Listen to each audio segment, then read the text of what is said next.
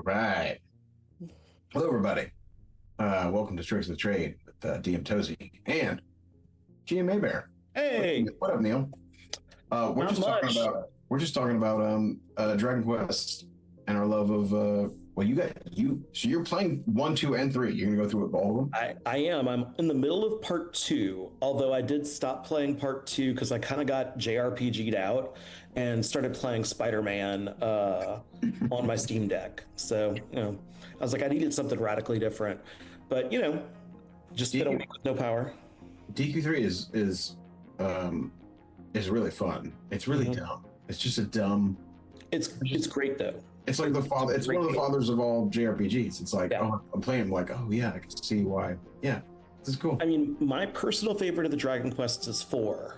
I thought the Chapters of the Chosen was really cool. Your favorite is 4? No one says 4. I mean, no one says 4. I mean, 5 is probably the best, but 4, yeah, I've got 4 and 8 are my two favorites. Yeah. Everyone says so many people love 5. So I love 5. I love this. 5's brilliant. It's the best one. I honestly think 11 is incredible. I love 11. 11's perfect. I eventually I did stop. I think after the world ended the first time, and I realized that, and I had a new party member after like 50 hours. I was like, I'm not sure I'm ready for this. Yeah. So I put it down, but I was playing it on Switch. The cool thing about 3, and a lot of people don't like this, is that you make your own party. You create them. I love that. Yeah. It's great. Awesome. Because you get, someone described it as like, you get to cut your own groove in the world, and you don't have NPCs forced on you that become your own player characters. You make them, so you get to do your own thing. I enjoy that. Yeah. But if you're coming to watch us, if you're watching this later on, we are two dungeon masters talking about our TTRPG experiences.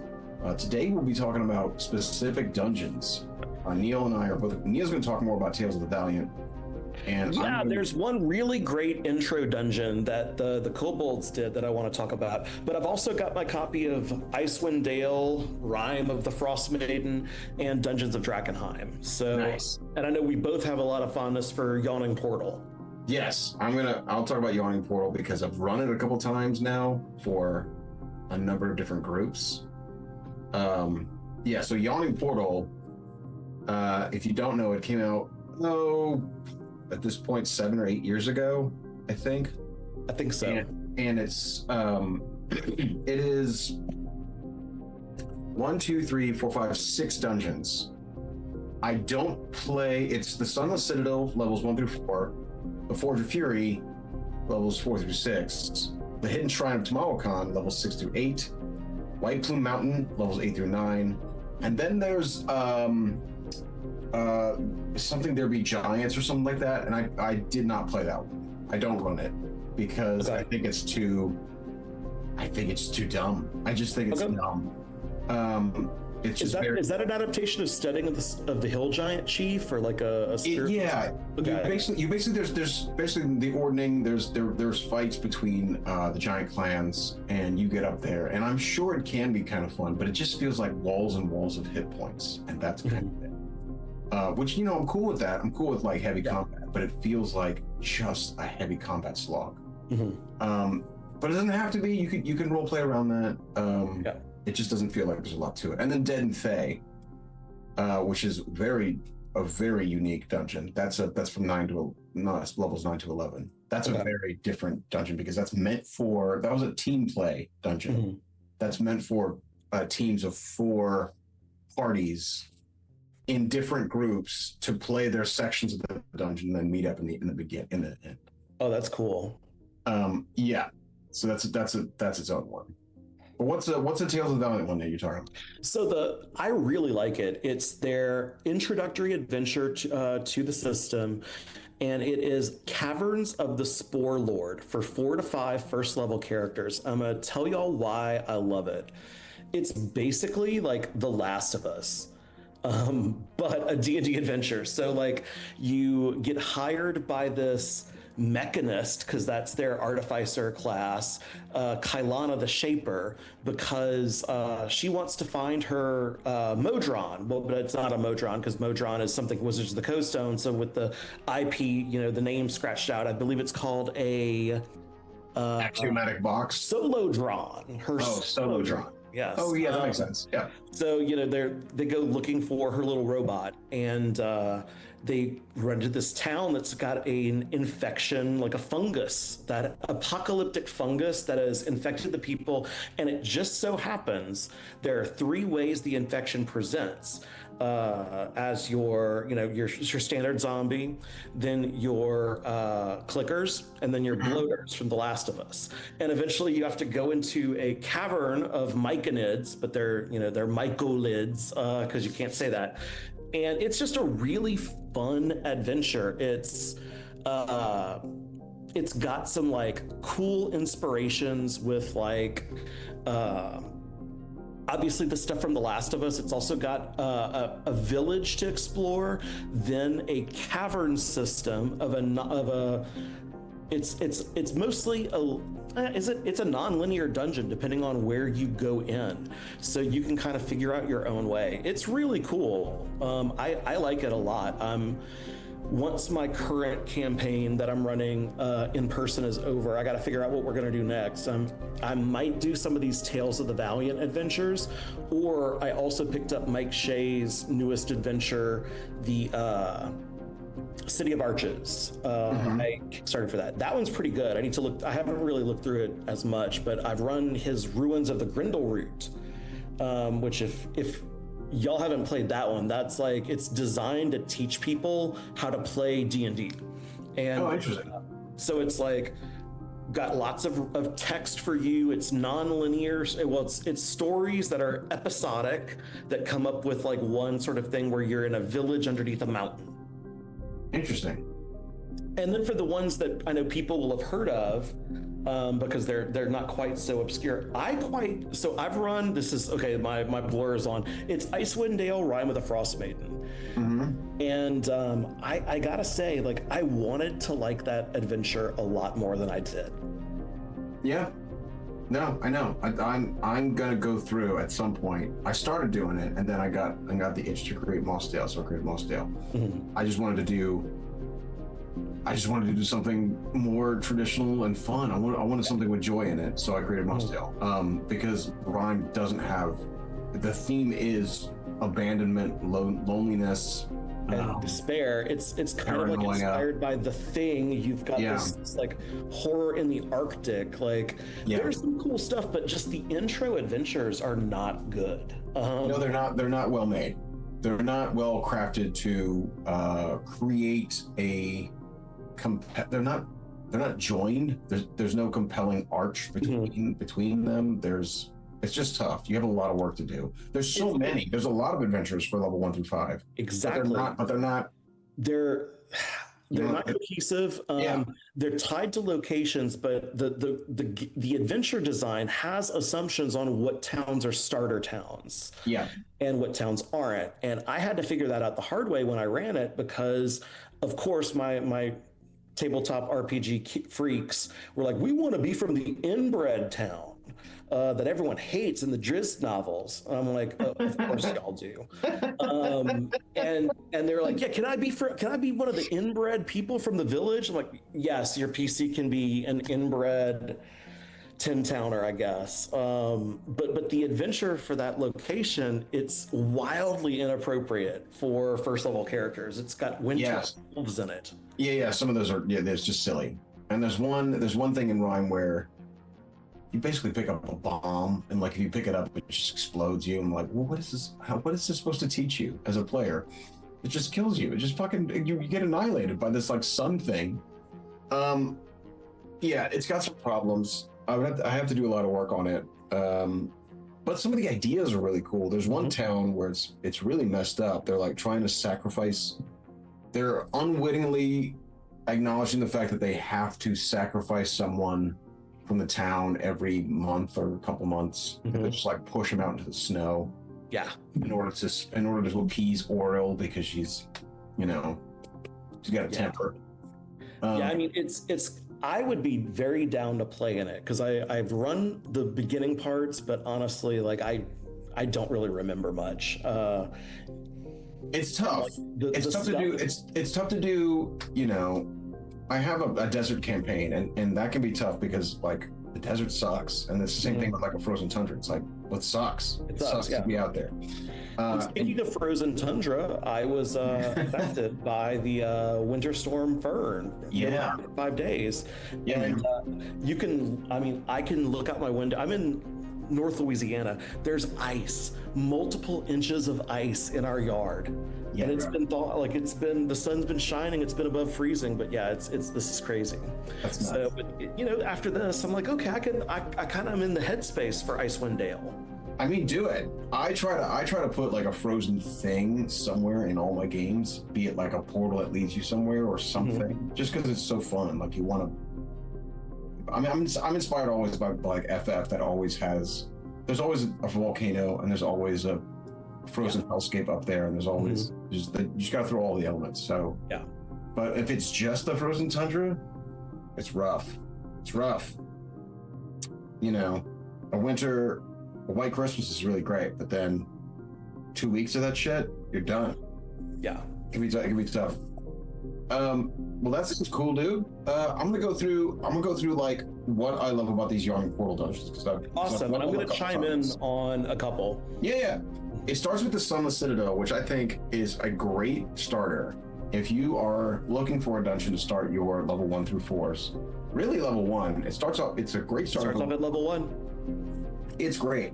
Yeah. And there are, you know, if you're doing milestone or XP, it works because there's certain, you could feel it. There are certain parts where you're like, that's a milestone. That's a milestone. Here's obviously where a level is gained. Yes, here's where you obviously need it because it's definitely getting harder. So, yeah, it works. The whole idea behind Sunless Citadel is a really cool idea too. Is that there's a castle that has collapsed, and it is collapsed inside a ravine. So there's a castle down below in a ravine. Yeah.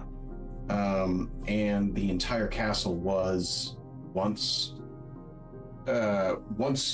housed by people who worship a Chardalon, who is Yeah. Because this is great- This is originally a third edition adventure, and I Yes. know we both played in that adventure in third edition together. Our friend John Wright ran it for us. Yes, it's great. It's awesome. I do remember. Wonderful adventure. And it's got And it's got factions, right? Which is got factions. back to It's got early it's edition. got gobos. It's got goblins and kobolds against each other. Yeah, You're it's kind of really supposed fun. you're supposed to align yourself with the kobolds, but you don't have to.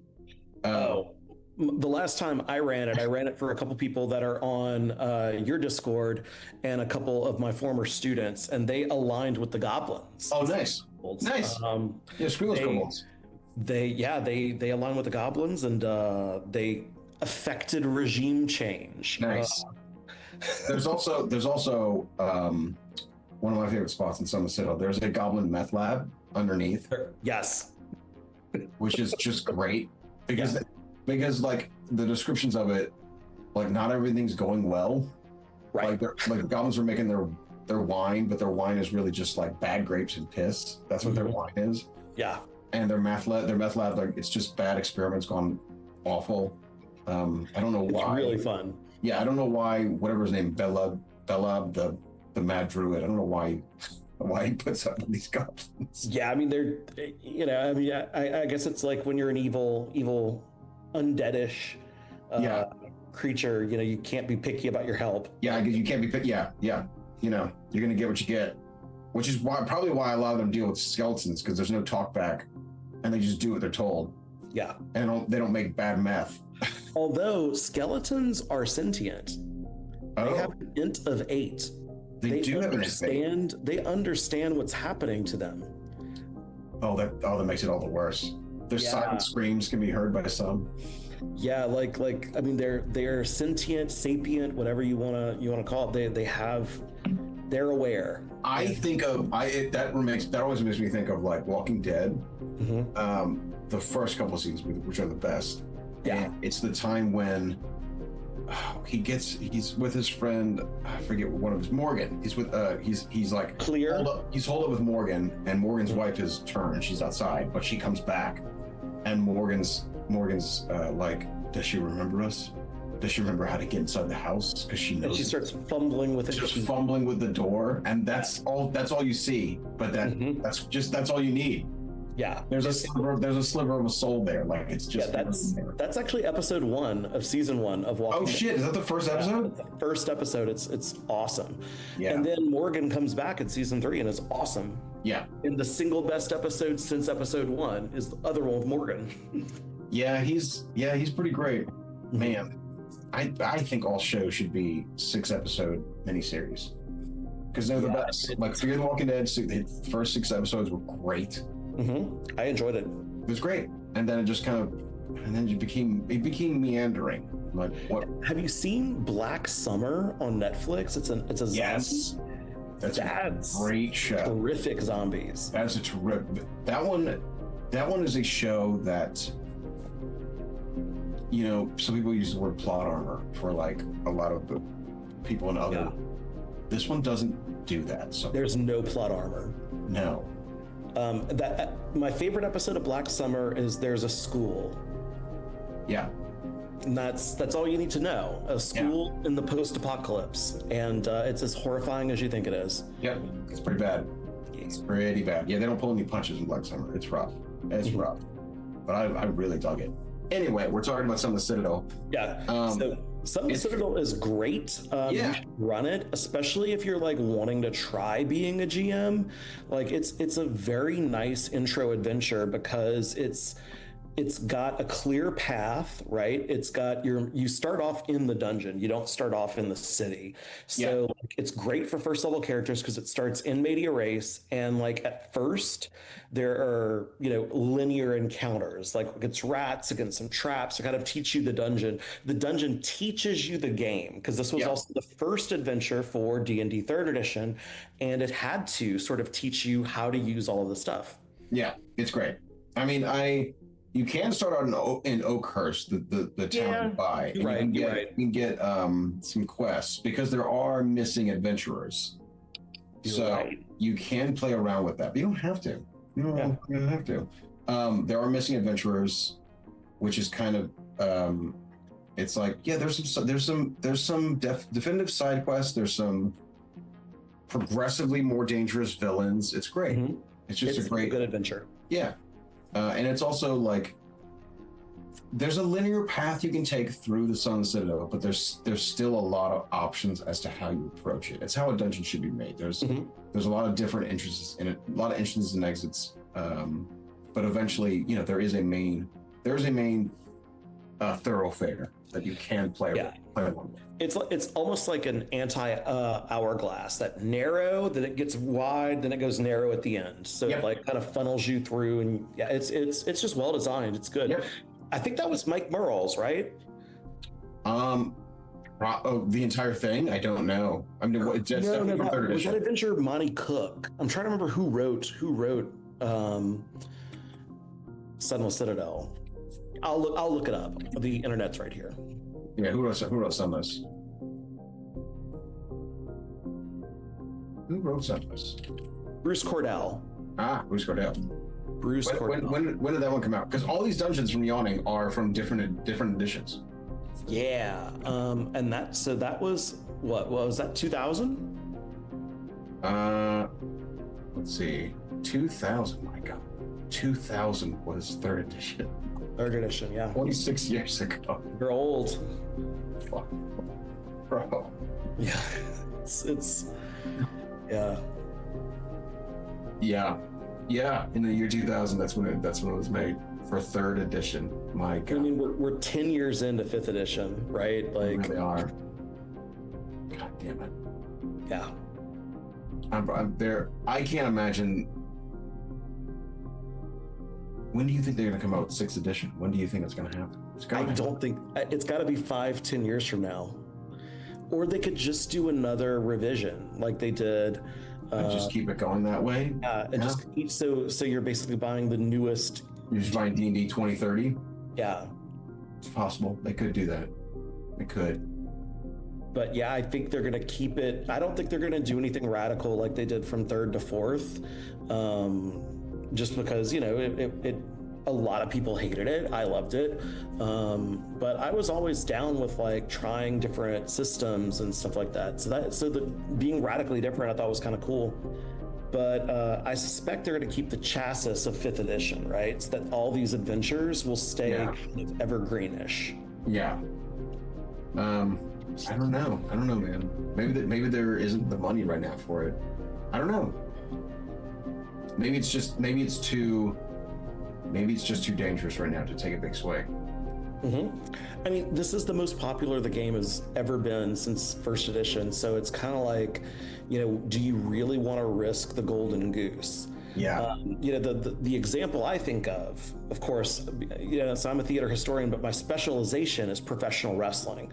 And for those who remember professional wrestling in the early 2000s, wrestling never recovered from Stone Cold Steve Austin turning evil. Yeah. Half the audience disappeared overnight. They just were like, nope, we're out.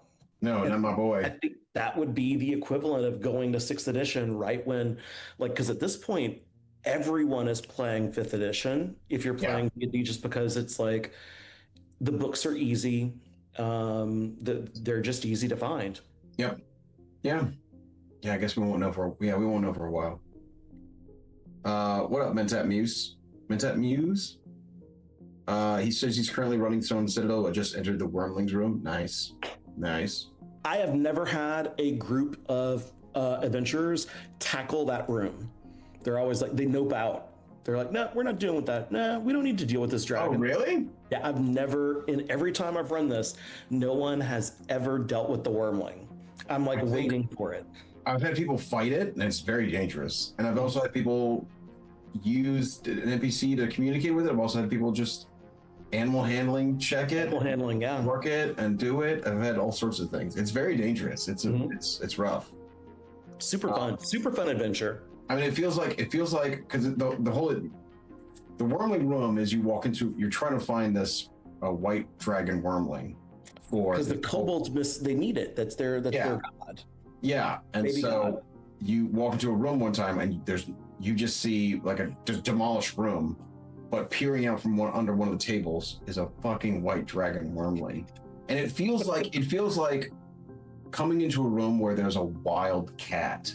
Yeah, and you're supposed to tame it or something. You're supposed to deal with it, and it feels because it doesn't feel like a dragon. It feels like an animal. It feels like an animal. Yeah, which is why I love animal handling. I'm like, you can do animal handling.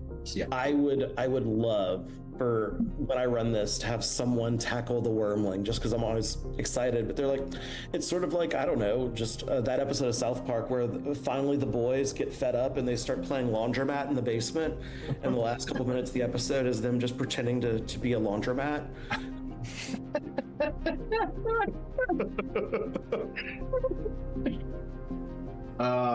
So that is Sunless Citadel. It's awesome. It gets full marks. It's badass. I'll run it. Oh god, I'll run it probably 5 times at this point. It's great. And that is the only one from Yawning Portal I have run. So. Oh, bro. Oh no. I'm excited to hear about these other adventures in it. Okay, so the next one is Forge of Fury. This one's level 4 through 6. I highly recommend Forge of Fury, mostly for the aesthetic. It's got a better aesthetic than any of these, I think. It has the most traditional D&D aesthetic you will ever read. Okay. It is a mountain dwarven home that has been overrun by orcs long ago, and it's beautiful. It feels like a Disney ride. It feels like cool. because you're going in.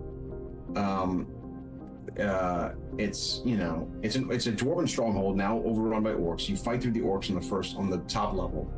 And then the next level down is the cavern level. It's like the dwarves catacomb level that's been kind of broken apart, and now there's the Glitterheim, which is, you hear the word Glitterheim and you're like, what is that? But like, think glittering. It's Norwegian. It's like Norse, right? Yeah, it's glittering caverns with like fungi all over the place, and it's supposed to be this magical moment where you're in exploration mode now. Now you see all these different, and I messed with that, put some myconids in there. I'm like, let's have fun with this. Yeah. But it's supposed to be this like Disney ride, and all throughout the Forge of Fury is very fast moving water rapids.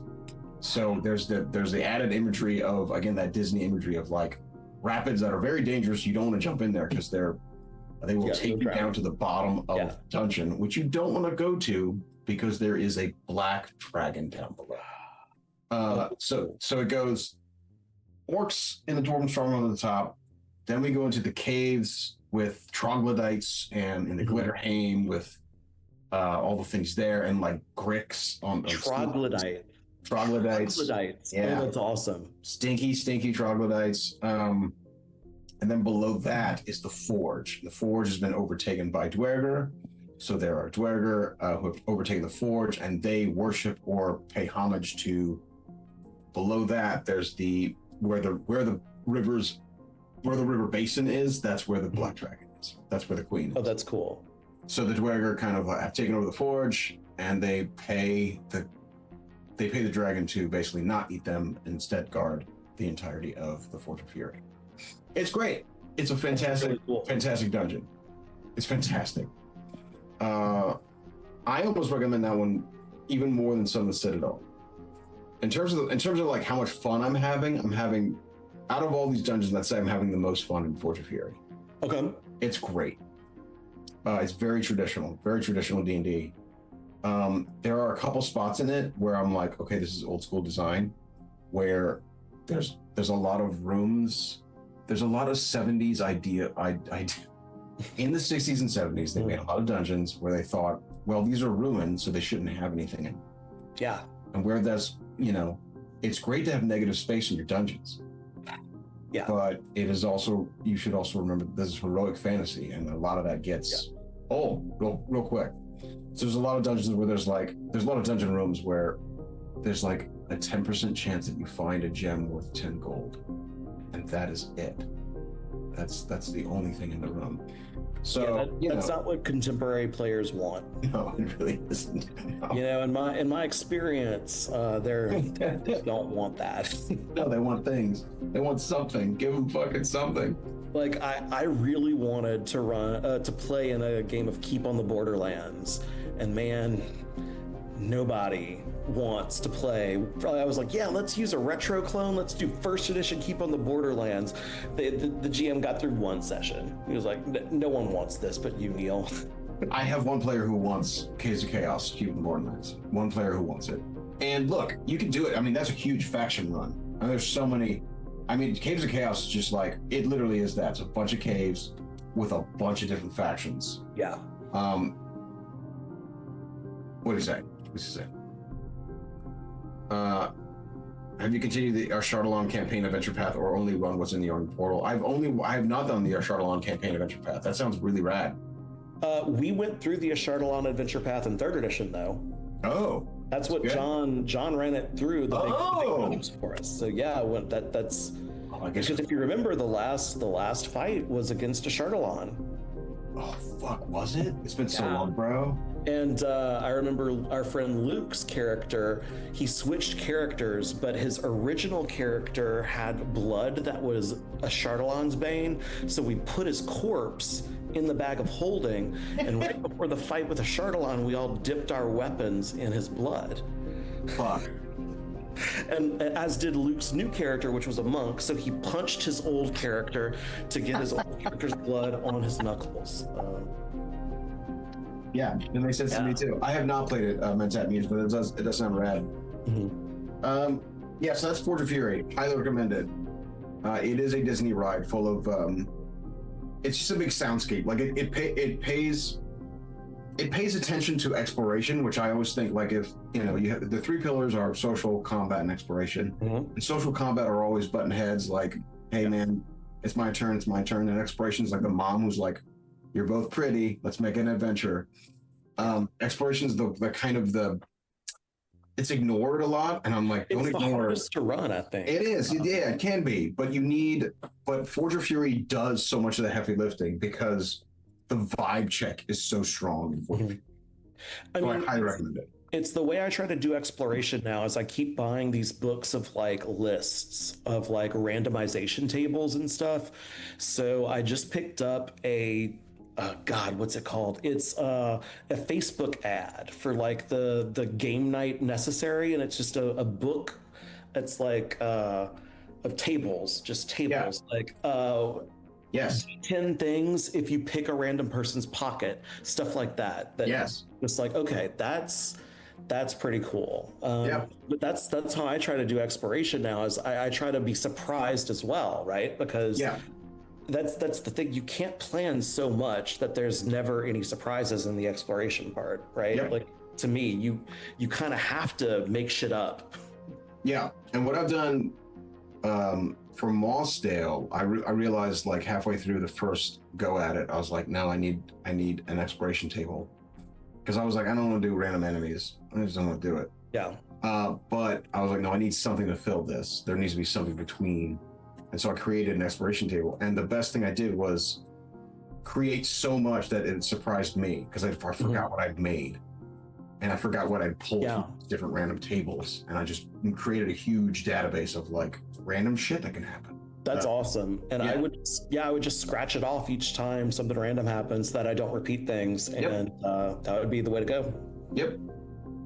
So that's Forge of Fury. That takes you from 4, 5, and 6. And then they go right into there. And look, the Yawning Portal does not connect these dungeons. If you're looking for some connective tissue, it's not there. And you don't have to have connective. It could just be like, here's the next fun thing we go in. A lot of these dungeons are, there be treasure in them hill to go get, and that's okay. You can create villains throughout all of them. But you have to do some heavy lifting there. The next one is the Hidden Shrine of Tamaoka. Now, this one is... Is this the upside down pyramid? It is not the upside down pyramid. Okay. No. You might be thinking of the Lost City. I'm thinking of the Lost City. Which I also read as a kid. I love the Lost City. The Hidden Shrine of Tamaokan is, and Lost City is like, that's not basic D&D, but that's expert D&D. That's way back there. Hidden Shrine of Tamaokan is a dungeon where you fall into the end of the dungeon and you have to crawl your way out of it. Oh, that's cool. But the entire dungeon is poisonous, so you may not long rest in the dungeon, and every hour you take poison damage. So there's a soft time limit to Hidden Shrine, and it's also like, man, I could say so many things about Hidden Shrine. It's my least favorite on this list, but it's also really fun. There's just a lot. Okay. If you love lintels, like the lintel above your door, is that how you say it? How do you say that word? Lintels? I don't know. Yeah. I would say like, lintel, I would guess. If you love lintels and door hinges and general engineering and simple machines, you're gonna love Hidden Shrine of Tamaokan, but it is written by engineers. That's awesome. So they get real specific with various traps and mechanics. So if that's what you're into, man, Hidden Shrine hits it. There's a lot of clay and jade because it's set in Mastika, which is that's cool. Which is the Aztec part of Forgotten Realms, right? Yeah, it's Faerun's version of South America and Mesoamerica. Really, it's kind of everything. The west of Faerun, the untouched lands west of Faerun. It's great. It's just that my problems with it are like it's not written with DMs like me in mind. It's very plotting. A lot of it there's it feels very Funhouse Dungeon. The ecology feels off and weird. And I'm like, how are these rooms connected? But a lot of that can be hand waved with this is a magical dungeon with a bat god with a horrible. Is that Camazotz? It's Zotzilaha. Zotzilaha is like the prime, is the overgod of this Mastican dungeon, and he's a vampire bat god, bat blood god. So you have to deal with that. There's a lot of really cool monsters in it. There's a really dope room with a what do you call it? With a tiny can't think of the word. Where there's tiny miniatures in a tiny like little landscape. Automatons? Not automatons. No, diorama. Diorama. Thank you. Yeah. There's a diorama. There's like a Maztecan, which is an Aztec diorama, and you don't want to step in certain places or magical effects happen to you. It's a very cool room. There's a lot of cool like set pieces in Hidden Shrine. As a dungeon, though, it struggles to make a lot of sense. Mm-hmm. But I still recommend it. I still play it because I'm like, this is really cool. There's some really cool things happening. A poison effect that stops you from long resting puts a certain pressure on the players that they're not used to after Fort of Fury, which is like, hey, let's have fun in Disney Magical Wonderland, and then then you're like, okay, well now you're gonna die. Yeah, now it's the Grimdark. Yeah, now you've got some levels on you. You're dying, and then we move from that. We go into White Plume Mountain, which is the first dungeon I ever read as a kid. So when I got to run it, I felt real like just nostalgia pangs hitting me all over the place. It's a great dungeon. People call this like when people talk about Funhouse dungeons, they mention White Plume. I don't agree. I think White Plume makes sense, but it is crazy. But it's from the mind of it's a wizard's dungeon. Wizard Craftus made this dungeon in order to house his various legendary artifacts inside of it. Cool. Or eventually, that's what it became. He eventually stole these artifacts and put them in his dungeon. He's no longer there. He's dead, but his dungeon remains, and a lot of his guardians don't know he's dead, and so they remain as well. And it's got some great artifacts in it. It's got Black Razor. Which is probably the most legendary weapon in top 5 legendary weapons in at least Faerunian history. Very cool. What's it do? It's very much inspired by Elric of Melniboné. Oh, Stormbringer. It's Stormbringer. It's an evil sword with the demon in it. Basically. Cool. It'll turn you evil, and it's super powerful, but you probably shouldn't use it. It's one of those swords. Yeah. It's got a blade that's as black as a starry night. Like it's just cool. It's what every 10-year-old reading D&D shit wants to wield. I mean, one of my big problems when I got into D&D is I never bought an adventure. So I never knew really what D&D was supposed to be like when I was really into second edition. My problem was I had all these books that my brothers were reading, but I didn't have anybody to play with, so I just read them over and over. And so when I got to run them, especially when I got to run White Plume, I was like, this is me. Like, that's awesome. And the whole idea between White Plume is that you are in a volcano. It's a volcano dungeon, but it's not your typical volcano dungeon. It's not lava everywhere. There's no lava in this dungeon. Think of it as like a boiling water, mud-soaked algae everywhere, yellow greenish slime all over the place, sludgy, that kind of dungeon. There's one part where there's like boiling mud. Oh, that's awesome. Hissing steam, like it's that kind of dungeon. It's great. Highly recommend White Plume. Super old school. Great vibes to it. The villains are kind of like, who are these people? Villains are not so great. But the artifacts, there's 3 incredible artifacts. There's Wave, Whelm, and Black Razor. Yeah. It's very well known. Highly recommend. Go play that. That takes you from level 8 to level 9, or at least the way I've kind of messed with it.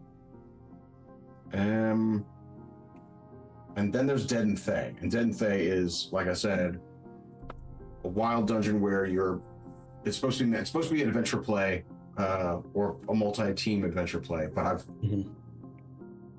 chiseled it and worked it so that one team can go in, and I basically say you have to complete half the dungeon, which is that's a lot of content.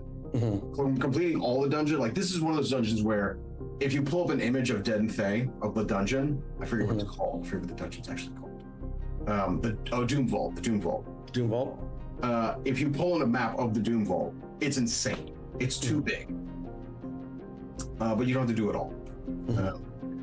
and it's got liches. It's got they liches. You know. That's cool. Yeah, it's great. It's got a badass. What's that? It's too big, right? It's big. If you look at that Doom Vault, it's big. It's got that old school, like how can we draw a dungeon to be as wild and insane as possible? And we need to fill every nook and cranny of this graph paper that I'm using to create a dungeon. It's got that vibe too. It's great. It's great. Yeah, I recommend it. So you haven't read any of those, Neil? Oh man, No. I recommend, out of all those, I recommend reading White Plume and Forge of Fury. I know you know Son of the Citadel. It's a great. Yeah, I know Son of the Citadel. I've run Son of the Citadel from that book, but yeah, just I recommend White Plume or Forge of Fury, especially if you have 4 to 6s or 8 to 9 levels, level characters. Like, pick it up, go run it. Yeah, do it, man. I mean, I gotta figure out what I'm running after Dungeons of Drakkenheim. So it's a mix of old school players and new players. So I don't know, like I've had some of my absolute best single sessions of a role-playing game with Dungeons of Drakkenheim in this group of randos that just I put together on Facebook, and so do it, man. Gotta find something to live up to that though. And so obviously, while we're talking adventures, I'm a big fan of Dungeons of Drakkenheim. I've talked about it.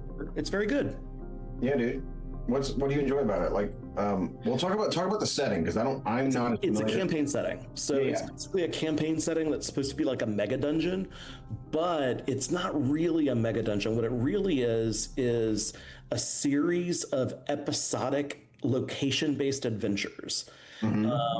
That have a sort of like the outer city of Drakkenheim, because there's a giant wall in the center that gargoyles are on top of, and the gates are held by monsters that you have to get through. So the outer city gets you through levels 1 through 5, and the inner city gets you through levels 6 through 13. And it's basically just a meteor hit a fantasy city like Waterdeep, and it's 15 years after this meteor hit. There's this radiation that's all over the place, but it's also got an organic sort of magic mineral called delirium that contaminates people just like uranium would, but you can also use it to superpower spells. Nice. And, so that's the city you're exploring. It's the ruins of this prosperous city, and there's 5 major factions, and they're all set up in such a way that you can never appease all the factions. There are some factions that are diametrically opposed to each other's existence. So if you pick one, you've automatically knocked out the other half. And so it's just a really cool campaign setting, and it's like got bite-sized preparation. There are traditional dungeons within it, but a lot of it is like there's one section that's a time loop. Like you show up at an inn, and there's no ruins anymore. It's the day the city got hit by the meteor, and no one knows. And you get caught in this time loop of 13 hours over and over again, unless you can figure out a way to stop it. So like there's really interesting stuff. The Dungeon Dudes did a really good job with this. Nice, man. But for people looking for a fun campaign, I don't know, there'll be at some point when I, will actually charge people to play and just run Dungeons of Drakkenheim, because do it. Know it so well. That's great. That's like 90% of the work. When you know the material, that's 90% of the work. That's it, bro. Yeah. Just make a master copy of it and start copying it and start running it. That's what I do. Just do it. Yeah. There's people who want to play it desperately. Yeah, there's tons. I'm so happy you said Yawning Portal. I'm like, man, I could talk about Yawning Portal. Yeah, Yawning Portal, I mean, it's just, I love the idea that it's an anthology of great older adventures. Yeah. For Hidden Shrine of Tamalkan, Son of the Citadel is 3rd edition. Forge of Fury, I want to say is like first, right? It's got to be first. Wait, Forge of Fury. 1 second. Anybody know when Forge of Fury is made? Yeah.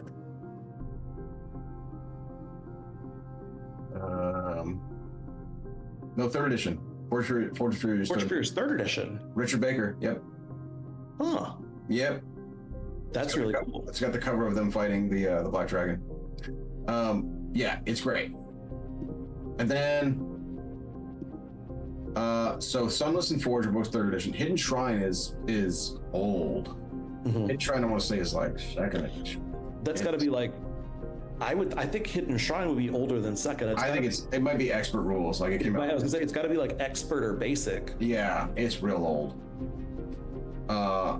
And then White Plume is also really old. That's 1E, right? Or is that original D&D? Like White Plume, Mountain, Lawrence Schick. Came out in 1979. Good God. Okay. All right. It's one of my favorite dungeons of all time. I think it's great. I think Forge of Fury is better. Forge of Fury is my favorite on this list. I would say Forge of Fury, then White Plume, then Sunless, then Dead and Fey, then Hidden Shrine. That's my ranking. That doesn't mean that Hidden Shrine sucks. It's just it has some problems. It doesn't mesh well. It doesn't mesh as well with me. And then Dead and Fey is 4th edition. Dead and Fey came out 4th. Yeah. Really? Yeah. I'm pretty sure. That's a module I did not buy during 4th edition. The weird thing about 4th edition was all of the best modules were not written by Wizards. They were all written by Kobold Press. Like, Dead and Fey's Dungeons & Dragons 5th edition, originally released in April 2014 as part of Dreams of the Red Wizards campaign. That's cool. Yeah. Yeah. Yeah, it's really badass. Yeah, it's great. It's a great dungeon. It's long, and it's very combat heavy.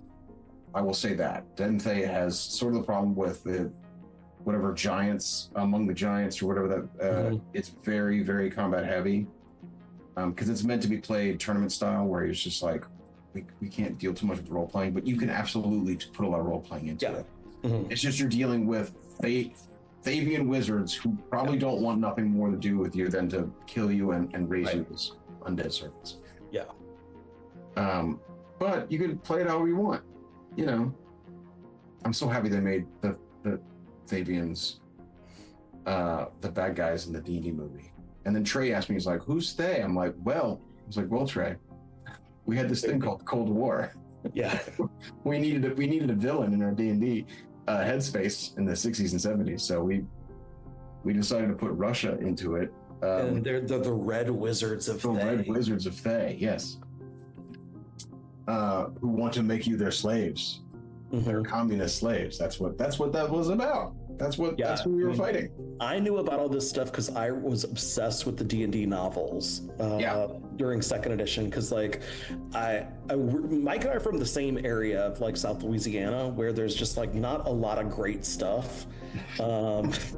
So like there wasn't a bookstore near where I grew up. I had to drive an hour to get to a bookstore, and it was Books A Million because there wasn't a Barnes & Noble yet. So the only books they had that I knew were fantasy novels that I would probably like were all like D&D books.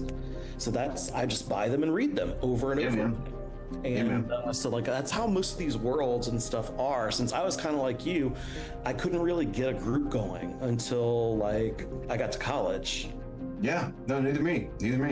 Now, well, no, I played a lot of PFRPG. I played a lot of Palladium and Riffs and Nightbane's a great game. Nightbane. Yeah, I remember you ran Nightbane for me. Such a fun fucking game. I love it. Yeah, it's really fun. It's really great setting with really bad rules. Yeah, terrible. I just don't like Rifts. I think they need to remake that. That'd be so cool if they remade Nightbane. They could remake it with just like literally any other system. Any other system, just remake it. You could do it. Yeah, that was great. Trey says, when I hear Red Wizard, I think of Final Fantasy Red Mages. Yeah. I mean, they kind of are. They kind of want all the power, so they are using white and black. They're doing everything. But it's mostly black. They're evil. They're evil. They're unabashedly evil. Yeah. Man. Faerun's so damn big at this point. It's so damn big. You can do anything there. It's, I've kind of... I don't know. I'm kind of coming around on Forgotten Realms as a setting that I would run something in, not as like I love the setting as like a book series and stuff like that. But the Forgotten Realms adventures for fifth edition are all really good that I've read, Hey. except for Descent into Avernus. I didn't care for that one. Oh, I actually haven't read that one. I do need to. I haven't read the one I want to read that everyone is obsessed with is Waterdeep. I'm in a game of that right now, and I didn't realize that the middle portion of Waterdeep Dragon Heist you run an inn. Yeah. Oh, you do? No one told us that. So when the guy showed up to our house that we just cleared out with like, "Hey, I've got your order of stuff for an inn," I'm like, "No, we're not an inn." And I was like, "Why would we be an inn? Like, no, this was a cult place or something. Like, I didn't know that was baked in. So I refuse all of the people that are coming to deliver stuff because I was like, I'm not paying for that. And the DM didn't do anything to signal this was like the way to go. And then Right. the other players got angrier and angrier at the idea of like, how dare they ask us to run an inn? Um, I believe I made a joke about how I want to play Dungeons and Dragons, not merchants and mercantilism. Yeah. So the rest of the group has just refused to run the inn. I have so many players right now who would love nothing more than to play merchants and mercantilism. So And yeah, I know Trey listening right now would love to play Stardew Valley, the D&D game. I know he would love I to. kind of would too. That sounds really cool. It does sound kind of cool. Yeah. I mean, We totally screwed over our GM. He's like, well, that other group I'm running, y'all are both in the same world. So when y'all fight, they're gonna have more levels than you. I'm like, okay, cool. Like, what if we don't fight? We've already gone off the rails. It's just like you're just telling people bringing rugs, like, get the fuck off my property. I'm not running a dim inn. Get out of here. That's great. I just didn't know. If I'd have known it was the thing, because my character would have been open to running an inn, but I thought it was a trap. Well, yeah. I didn't know that was a thing. I guess that's a thing. That's kind of cool. It's kind of cool that they make that a thing, but it doesn't. Yeah, some things like feel like aggressively non-D&D that you do have to prep your dungeon master first and foremost, and then you have to prep your players. Yeah, everyone is moving board to play Inkeep. Yeah, it's just I had no context for what we were supposed to be doing, and like that is it's almost like our DM is running it too wide open. Yeah. Like, so what y'all do? I'm like, I don't know. You've got a lot of really weird sounding names like Flume, and things like that. I'm just like, he's fucking with us, right? Like, Yeah. It sounds fucking. I played with with a DM who was very much into, again, that kind of 1970s, like, let's make everything natural and organic and like getting away from the heroicness of D&D, which I can appreciate. Yeah. But like, I started as level 1. He was like, well, you don't have any gold. And I was like, can I go kill some rats? He's like, no, it's not a problem. I was like, eventually I got around to, was like, I guess I could get a job, man. I go get a job. Like, I become a city guard. And so I was playing a city guard sim. I was like, this fucking sucks. I want to kill dragons. You need the guard. You need the railroad at first, I think, to get people. I think you need to figure out that first session. You start in Media Race. Yeah, do it. Adventure is like about to begin. Yeah, push them off the cliff. Yeah, and because like meeting in an inn is awful.